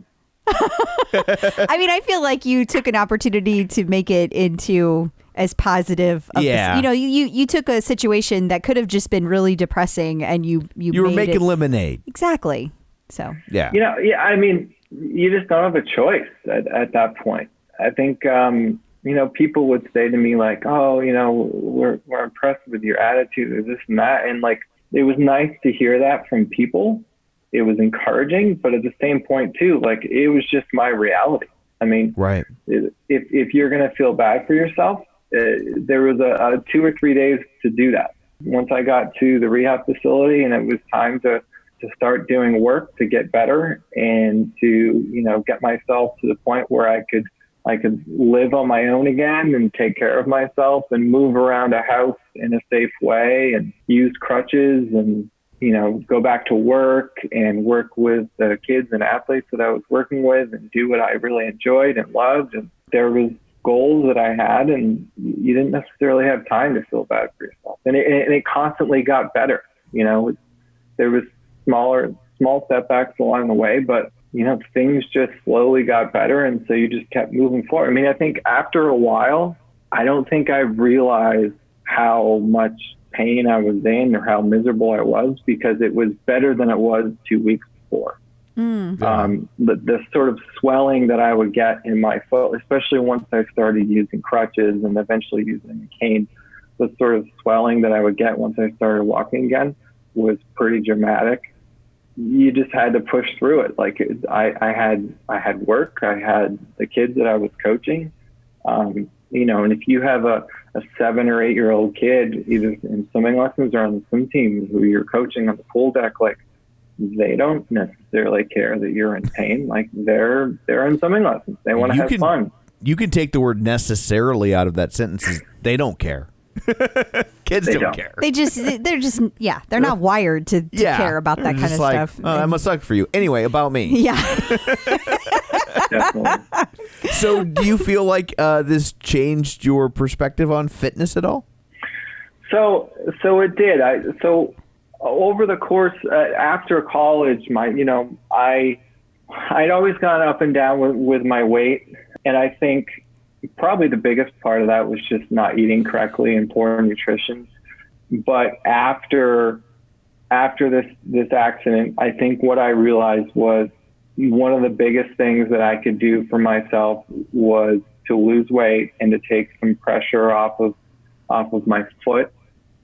I sometimes refer to as my foot or my ankle, but one of the biggest lasting effects I have was from that calcaneus fracture and from the joint that sits right above it, a lot of cartilage damage. And so when you have an injury to your foot, I mean, it's pretty simple logic to think the more weight I can lose, the better it's going to be for my foot moving forward. It's like joint issues. Right. In that, almost. Well, yeah, so knee pain, anything like that, right? So I kind of set off on a mission, and it wasn't just, day one, a straight line down, I guess, in this circumstance. It was a journey. I slowly got ahead of steam, and what I ended up starting with is I actually would go on walks once I got to the point where I could do that without a ton of swelling. And I would make a conscious decision of like, I'm going to go for a 2-mile walk, and at the end of it, like, this is going to suck. Like it's going to be, I'm going to have a ton of swelling, and I'm going to have to ice afterwards, and I'm going to probably like barely be able to walk when I go to bed. But like, I need to exercise. I need to look at the long term here.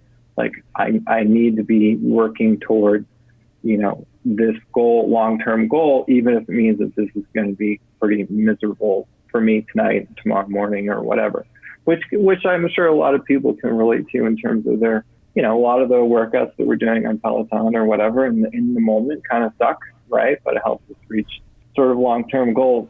So, I think a lot of people, especially nowadays, a lot of people look at working out and fitness as, I don't like to look at the number on the scale, or I don't like to think about weight. For me, at certain points, it literally was about a number on a scale to me, because it was the physics to me. I needed to get weight off of my foot. Now, when I say that, when I had my accident, I was 270 pounds. Okay, so as of today, I'm 192 pounds. Wow! So, congratulations. That's not easy. Yeah, thank you. So, I mean, if you think, what would my injury be like now if I still had that 80 pounds that I'm carrying around every day?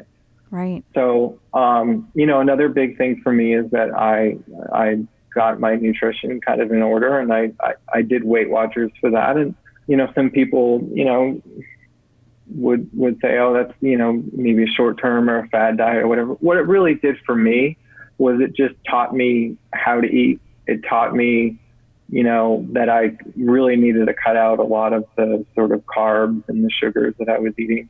And it allowed me to develop sort of a routine in my eating and certain healthy foods or healthy options that even now, if I don't necessarily track everything in their system now, there's a lot of education that I went through with that process that I still apply to my everyday sort of nutrition plan. So I think Weight Watchers also kind of helps people keep in mind portion control. Like, I mean, that's something I struggle with. I mean, I've never done Weight Watchers, but just the idea of like, it's made for you, eat this and then you're done. Right. Like, there's no seconds to go back. You don't get 2 bags of that or whatever. Yeah. Like, it's just, you're done now. Right. Yeah. So one thing that I really struggled with after my accident, it's like you started out this interview, Crystal, talking about, like, we talked about when I was growing up, how I was athletic, or I kind of identified as an athlete.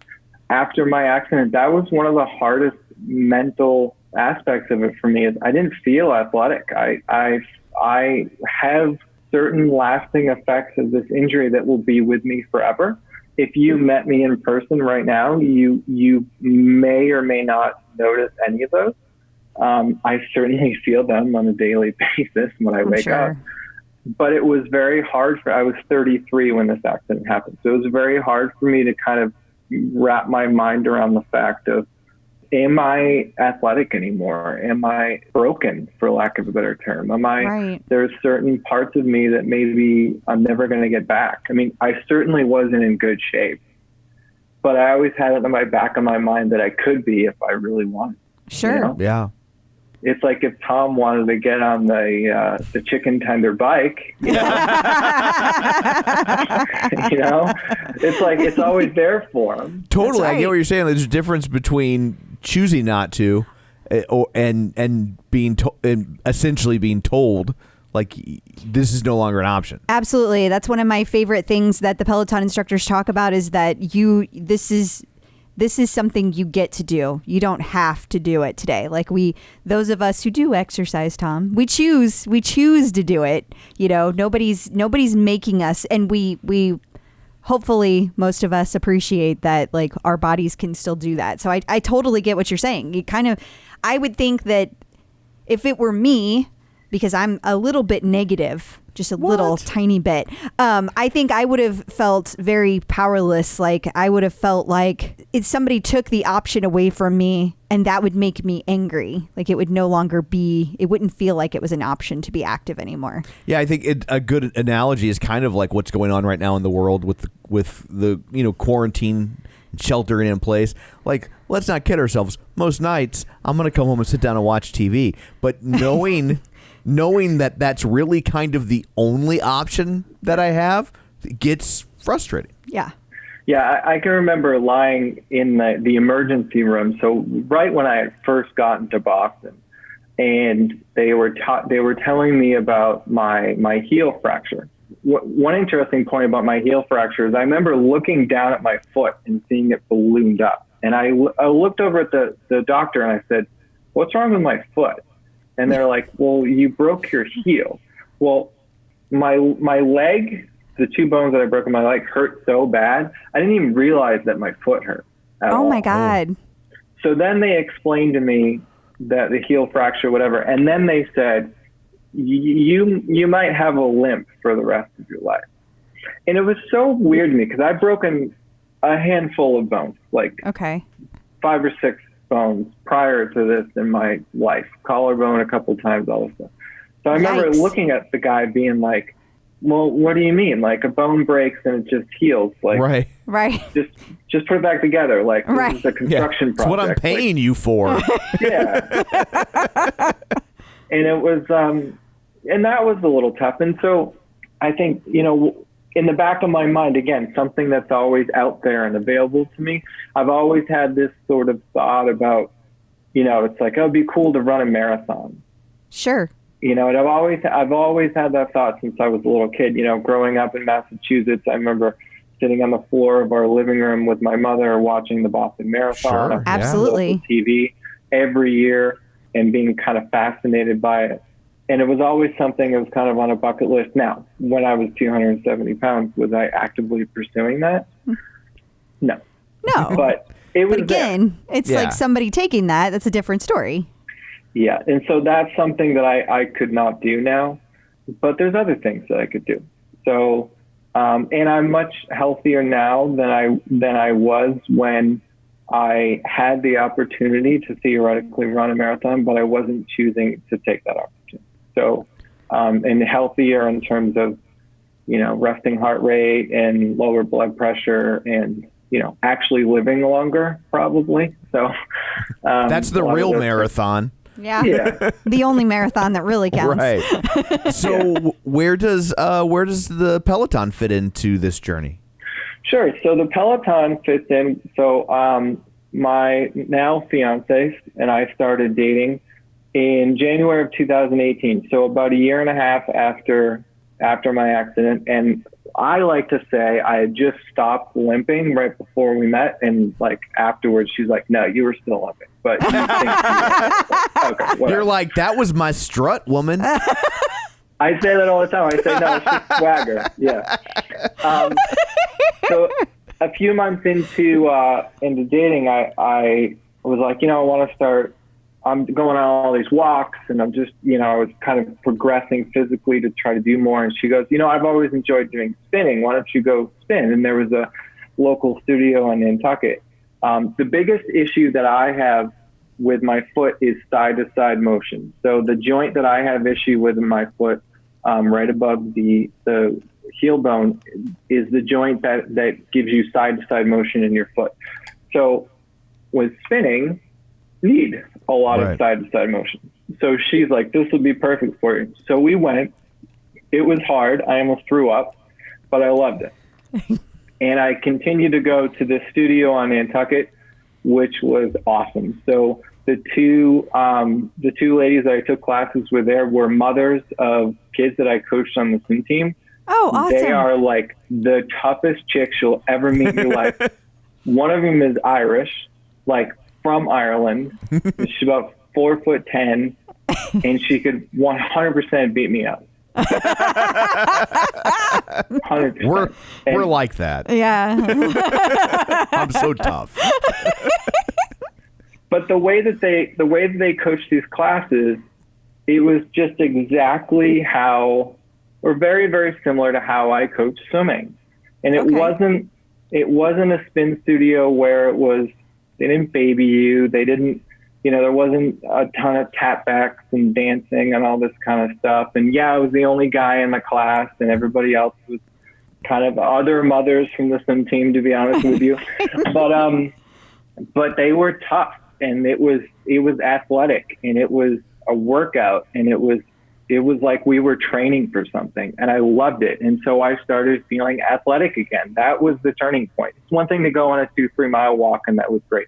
But to get on a piece of equipment and feel like I was training was awesome for me. So they also had this class there called Ride and Rip. So what we would do is we would do 45 minutes on the second floor of this building on the spin bike, and then go downstairs, and we would do 30 minutes in there.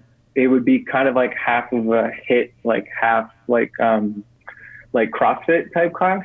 Oh, okay. So, and it was rough. A bunch of like AMRAPs. We'd be doing ball slams. There was rowing. There was battle ropes, but it was awesome. And again, like I struggled with it in the beginning, and there were certain exercises I had to modify, but I felt like how I felt in college. Like I was being athletic, and I don't know what I was training for. I wasn't training for anything, but I was training for something. And that was great. And then we moved, and we couldn't take the boat just to go back to take spin class. Right. So we live in Portsmouth, New Hampshire now, and there's like 2 spin studios here. So the first one I went to was, it was like I walk in, and so Kelly, my fiance, got me She's like, there's a $30 sale where you get 3 classes, like a starter pack. It's going to be great. Literally the second day I moved up here, we got it. And I went, and it was like all college girls. The instructor was like whipping her ponytail around. I felt so dirty when I left that class. It was so bad. Like, and they had a blast. It was like, you know, those classes where they do like pole dancing for like fitness. Yeah, Right. yeah. That's what it felt like. The look on your face is priceless. I know. I am so glad we're zooming this. Yeah, you're visibly disgusted. You're just like, no, I'm not training for that.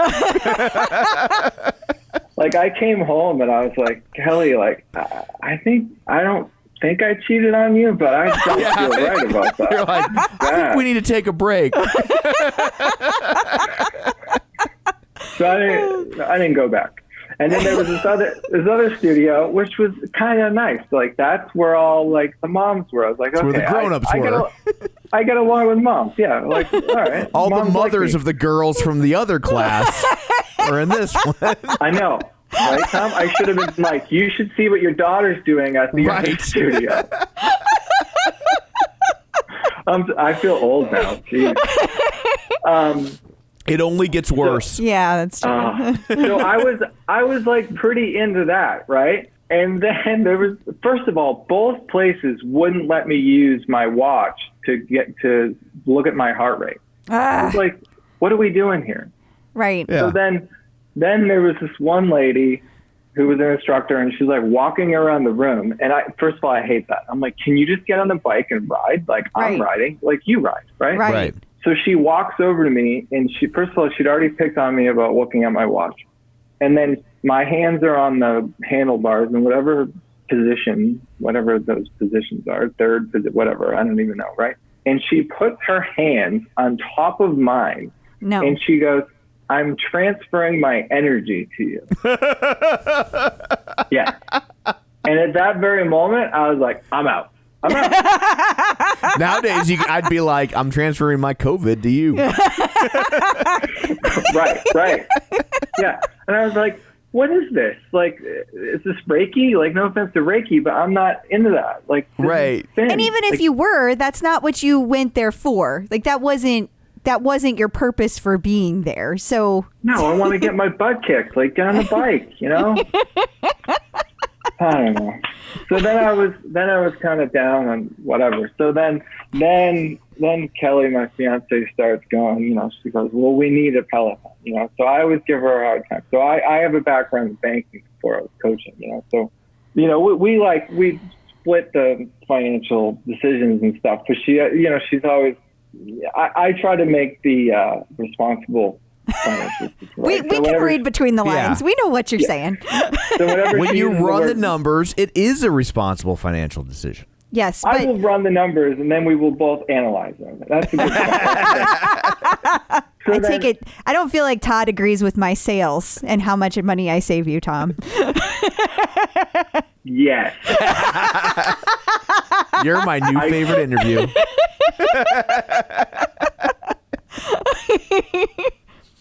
We were okay. So my fiance is a type 1 diabetic, and we had to go to the hospital the other day. She's fine. It wasn't a big deal. Oh, it happens every once in a while. And we went to do the copay, and they said, well, if you pay it now, there's a discount. And she looks at me and she goes, oh, look, I saved us $40. And I was like, no. Yeah, using that logic, well, maybe I should get sick now and get a group rate. Yeah, exactly. Is there a punch card system that you can start using? Yeah. So she keeps saying we need a Peloton, and I'm like, no, we need air and water. I'm not, you know, but actually now, Crystal, I agree with her. We do need a Peloton. Like if our Peloton like burned down tomorrow, we need a new one, right? Right. It's under warranty, but you know what I mean. Yeah, I do. The point still stands. So she's saying this for months, and I'm like, oh, you know, yeah. And then quarantine kind of started to kick in, and I was like, you're right, we need it. So my brother got one.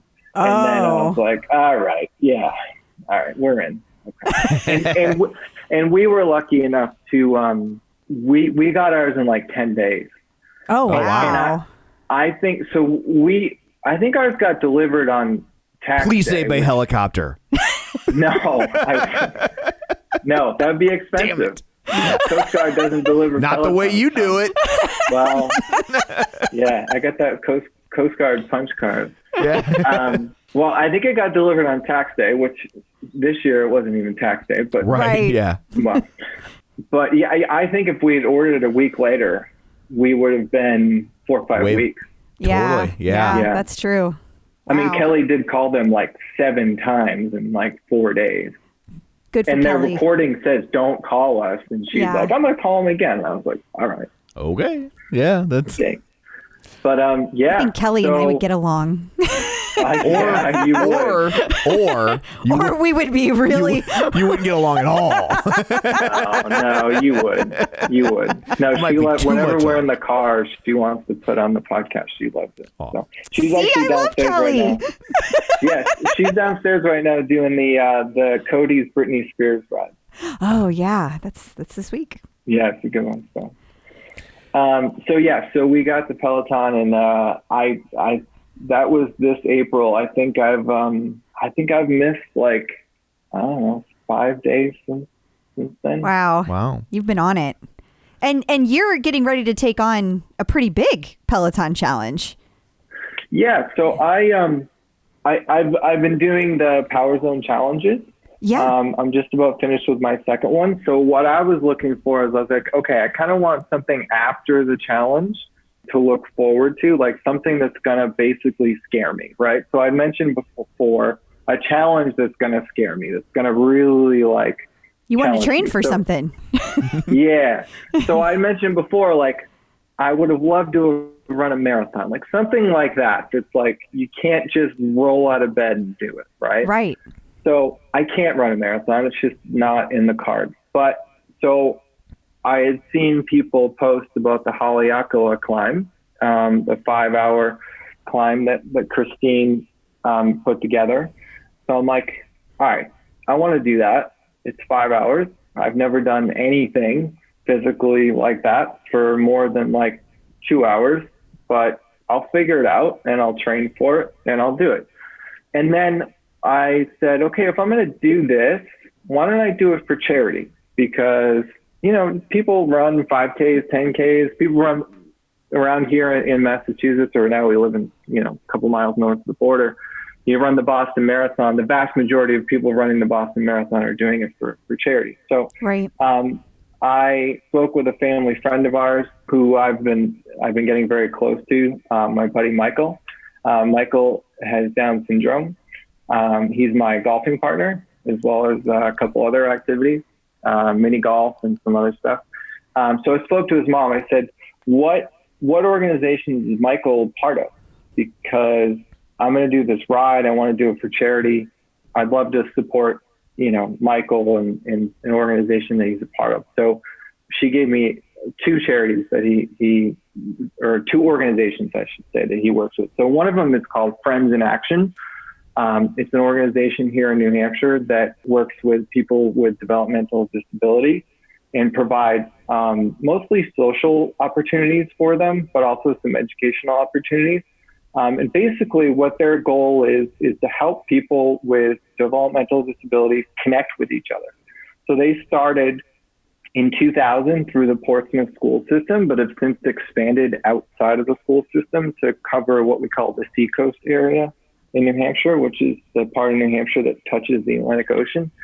And basically what they identified, and this is a sentence from the website, which was heartbreaking to me, is that people with disabilities back in 2000 when it started, their parents and them kind of identified that they just feel like they didn't have enough friends, right? That they were sometimes included in activities by some of their neighbors or their family friends, but they were included. But then as they got older, especially in middle school and high school, a lot of the friends that you had in middle school and high school, maybe you're on the same sports teams or, maybe it's through a different club that you're in, but people with disabilities, like they start to get sort of, they're less and less involved in those sorts of activities as they get older. They felt sort of socially isolated. And this resonated with me so much because of what we're going through with quarantine, is that so many of us feel socially isolated. And like you go on social media and people were like freaking out about how they weren't able to like go have a drink with their friend at the local hangout, right? Yeah. So when I read about this on their website, I was like, that is a charity I want to support. It's amazing. So I picked that charity, and I met with their executive director and learned about some of the programs that they offer.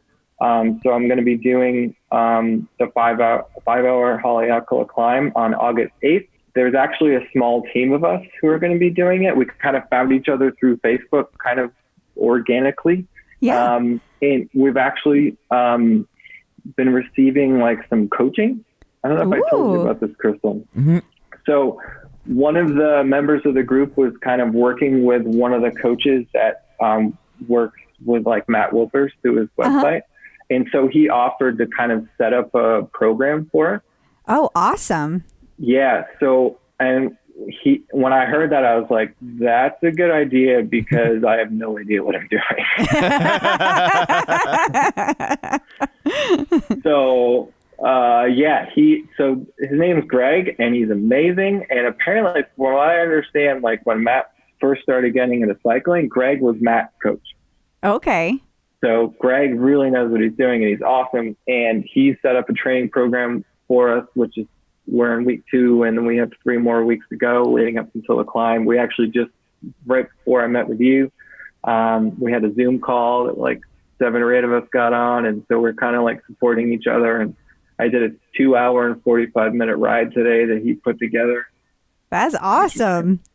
On Just Ride, which was kind of wild. Yeah, that's not exciting. That's not exciting. Yeah, staring at a black screen for 2 hours and 45 minutes. Yeah. Just imagine how many episodes of the Clip Out you must listen to, though, in that time frame. I'm sure it was. That's true. I did have a TV set up. So actually, this is kind of fun. So I have a TV set up, and recently on, I forget what channel it is, they've been showing reruns of the Tour de France. So I put on the Tour de France, and I'm like in my like zone 2 or whatever, pedaling at like, I would say half the watts at what they're pedaling at. I'm probably giving myself too much credit. They are ridiculous fast. Yeah. Yeah. Like, I don't know how many watts you're doing, but they're like easily doing like 300 to 400 like per, like it's crazy. Whenever I see that, I'm like, who pedals downhill? That's the whole point of downhill. What the hell is what's wrong with you people? Terrifying. So exactly. How can people help you with with your fundraiser? We want, like, how can the community get involved? Yeah. So I set up a page through GoFundMe. If you go on GoFundMe and you search for Friends in Action, or if you search my name, Todd Bohannon, my last name is spelled Bohannon, it'll come up.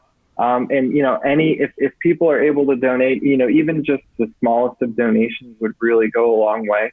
I know the Peloton community is just really, really close-knit community. And, this is such a great cause. And like, I'm really excited to not only be able to support this charity, but also be able to support my friend Michael, who has really made like a big impact in my life during kind of a stressful time during all this COVID madness. And so there's a GoFundMe, and if you search for Friends in Action, it'll pop up. And I'm just about at 50% of my goal, although I'm always willing to raise the goal.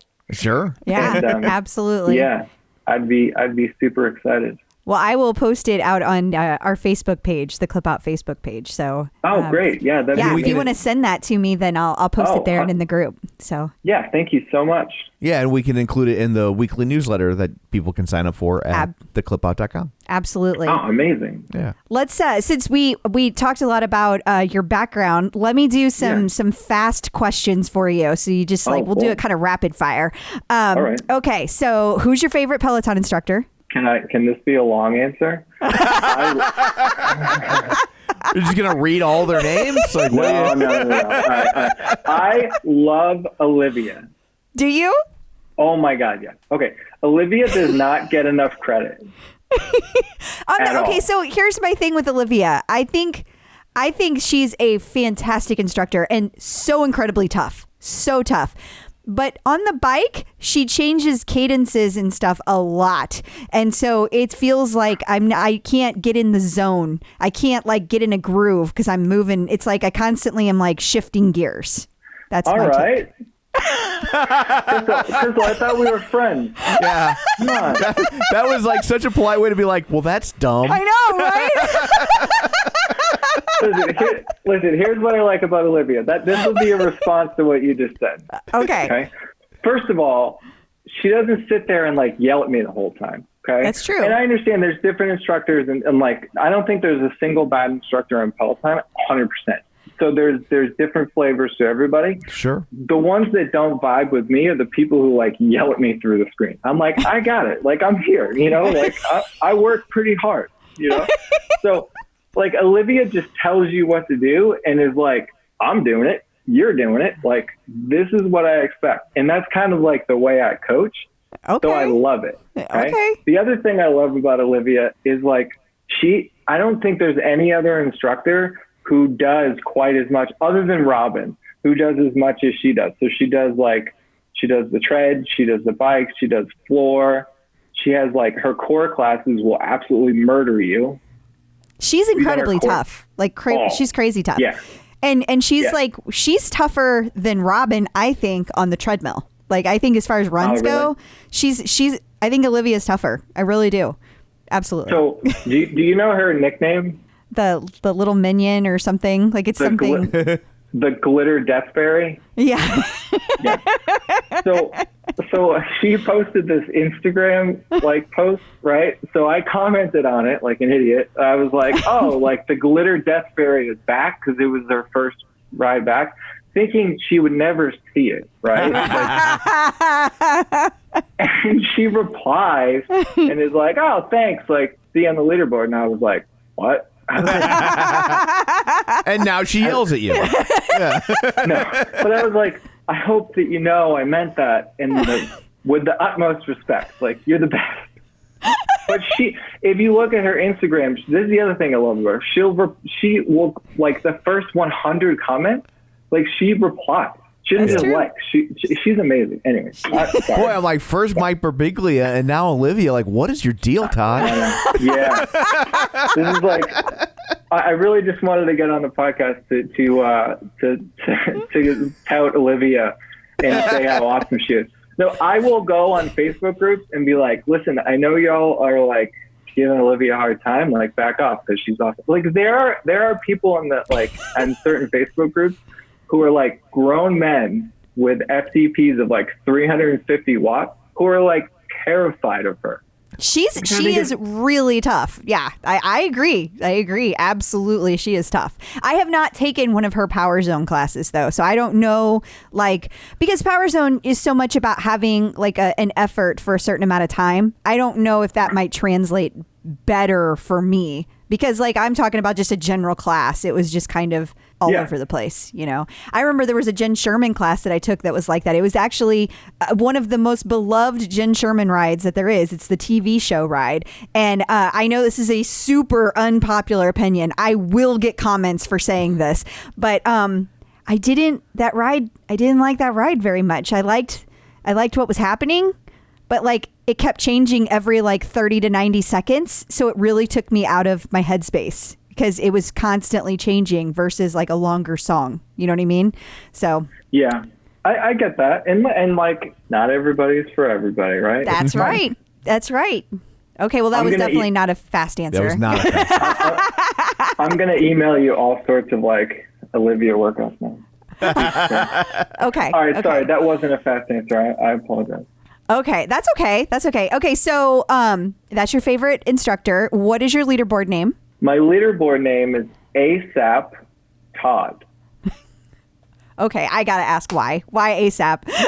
Okay, so I like ASAP Ferg. Okay. Which is funny because in a previous episode of yours, you guys both said like, oh, Tunde's doing a collaboration with ASAP Ferg, and you were both like, we have no idea who that is. None, not even a little bit. He's a rapper, but that's fine. I'm a rock guy. I like the classic rock and the alternative rock, and that's my. I didn't know who Lizzo was either. You know, now you love Lizzo. I love Lizzo. I can tell you've been listening. He's like on it. So the very first ride that I did when we got the bike was that ASAP Ferg Tunde ride. And see, that's going to stay with you forever. Exactly. So I don't want to change my leaderboard name to anything else because I feel like it's like a homage to my first ride. Absolutely. No, I love that. That is a great reason to have a leaderboard name. Okay. Last question. 3 pieces of advice for newbies, but they got to be like short. They can't be like, a paragraph. You got to make them short. Okay. Invest in other people. Okay. If you join a Facebook group thinking, what am I getting out of this? You're there for the wrong reason. That's good. Be positive. Right. So everybody's coming to it from different circumstances. If you go on different groups and talk about how hard something is, it's not going to help anybody. Yes. Right. I think a lot of people get turned off, especially like some of the groups where there's certain challenges or certain, prescribed workouts that people are doing collectively. People will go on in the morning and say, I did this. It's so hard. And I see people shy away from doing. People say, oh, I didn't do the workout because other people said it was so hard. That's true. So, which I think is bothers me sometimes. And I think the last one is just kind of push yourself and make goals. Like have sort of a long-term goal, or intermediate goals, or have something like have a goal of where you're trying to go. Like maybe it's I want to get to a certain output, but that doesn't have to just be in the class that you're doing this afternoon. It could be, by Christmas or by, in the next 3 months, I want to try to get my PR to X, Y, and Z, or if you're doing Power Zone, get my FTP to X, Y, and Z. Have something that you can chip away at and work towards. It's not going to happen overnight, and don't make it something that you can't ever achieve, but have something that you can work towards that, when you get there, it's going to be difficult and it's going to have something that's taken a lot of work, but that it feels really good that you accomplished. Great advice. Absolutely. So I have one more quick question before we go. I know we've been talking for a while, but I'm sure we'll get people asking this question. And I'm curious, like, what sort of things have you put in place? I feel like I'm saying this like I'm going to have a joke, and I'm not. This is a real question. He's just seeing himself do this for the first time. He doesn't know how animated he gets. Right. So what sort of things have you put in place to prevent sleepwalking like that again? Oh, that's a great question. And injuring yourself. Are there things you can do to make it safer for yourself? The number one thing that I have done is that I got engaged to my fiance, and now I have someone else in the bed with me. And if I start to get up and move around, she wakes me up. What if she's like a really sound sleeper? Did you pick your fiance based on that? That was a requirement.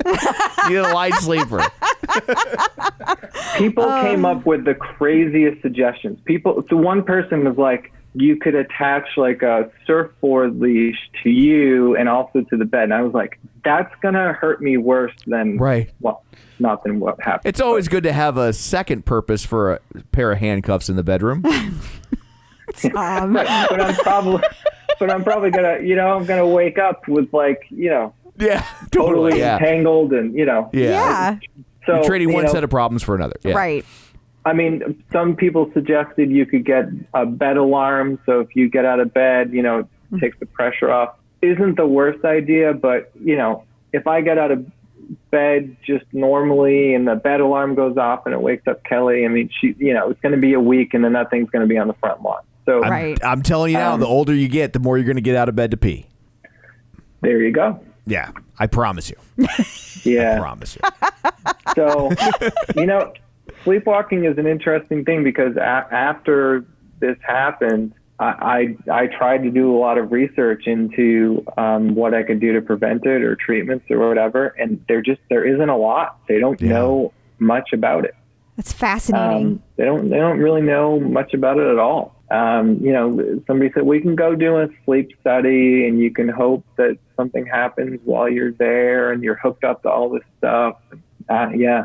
I mean, one of the things is, were you on these medications? They've been shown. I wasn't on any of the medications that have been part of lawsuits in the past. Wow. Awesome. Well, I'm glad you have someone there to keep an eye on you then. Yeah. It's a shame there's not a better answer. Yeah, no, that's true. I have to say, from coming from a healthcare background, the bed alarm things, like those are getting like better and better. And like, I think they have vibrating ones and like different things like that. So boy, work those in concert with those handcuffs. No. You got a party. Don't make it weird. Does it take quarters? Yeah. But even like, you might want to look into like different fitness trackers and things like that, because like maybe there's different ways that it could vibrate when it wakes you up or something like that. Something just to like, if you're moving too much, but you're not truly awake. I'm actually totally unrelated question. Now I got to ask this. Do you ever use a sleep tracker? Does it keep tracking that you're asleep even when you're up and walking? I just started using one. It's on my Apple Watch. Sorry, I'm not an Android person. I'm an Apple person. I know. We'll allow it. Oh, Todd. I know. We are friends, I swear. That's a good question. I don't know. I was just curious. Yeah. Just curious. Because the Whoop, one of the things I love about the Whoop is that it's super, super accurate on sleep tracking. Like, it's the most accurate I've ever used of anything. And way better than Garmin, way better than like a Fitbit, which Fitbit was better than Garmin, quite honestly. But this thing is like, it really, really pinpoints the sleep. So I'm just curious what that does for sleepwalking. I'm going to contact Whoop and see if they have any kind of data on sleepwalking. I'd be really curious about that. Yeah, I mean, from what I hear from Whoop, it's far and away better than other tracking devices in a lot of areas. I've heard that they've even like alerted people that they might have COVID. Yeah, that's absolutely true. Yeah, they have. Because it tracks your respiratory rate. And so when it goes up, because your respiratory rate's almost always the same. And so when it goes up, and it goes up pretty severely, that's usually some kind of factor. And they said like a lot of other illnesses don't cause your respiratory rate to go up. Like the flu doesn't necessarily make your respiratory rate go up the way COVID does. So it's been fascinating. Yeah. It's good company. Yeah. Well, awesome. Well, before we let you go, where can people find you on social media? Yes, I am at Todd N. Bohannon on Facebook, and I'm just double checking my Instagram. My Instagram is Todd B121. Awesome. Well, thank you so much for taking time out of your day to join us. We appreciate it. Yes. And don't forget to send me that link so I can post it everywhere. Yeah. Absolutely. Yeah. Thank you so much. I really appreciate that. Oh, no problem. Thank you for taking the time, like Tom said, and have a good evening. And good luck with the fundraiser, regardless of what happens. So I'll try to stay in contact so I know. August 8th, so I'll make sure it posts before that too. Thank you very much. You're very welcome. Bye-bye. We'll talk to you later. So I guess that brings this one to a close. What, pray tell, do you have in store for people next week? Another special treat. We have so many great interviews with people. We do. Next week, we are talking to Vivian Feeney, and she is 85 years young. Riding that Peloton. And we're going to hear all about her journey to Peloton and how many rides she's done.